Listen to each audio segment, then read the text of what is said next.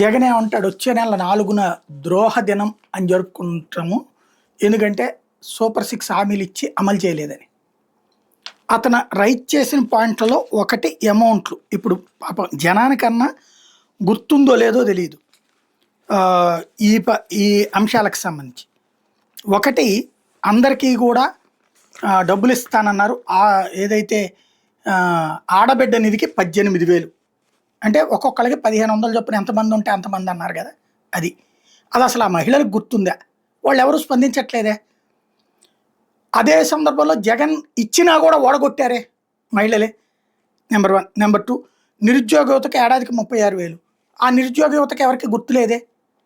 జగన్ ఉద్యోగాలు వచ్చినా కూడా ఓడగొట్టారే. అదే సందర్భంలో 50 ఏళ్లకే ప్రతి మహిళకి 48,000 మోసంగా బారినాయి. 50 ఏళ్ళకే పెన్షన్ అన్నటువంటి విషయం జర్నలిజంలో ఉన్నాం కాబట్టి నా ఓటోడికి గుర్తుంది, ప్రతిపక్షంలో ఉన్నాడు కాబట్టి ఆయనకు గుర్తుంది. ప్రజలకు గుర్తుందా?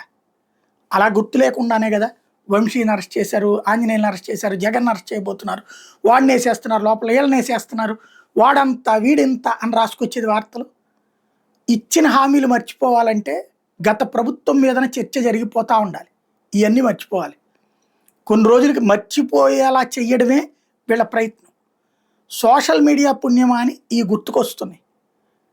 ప్రతిపక్షాన్ని అయితే కనుక అండర్ ప్లే చేసేస్తారు. ఈ వార్త ఈనాడు జ్యోతిరాయల రివర్స్లో రాసుకొచ్చినాయి. అంతే తేడా.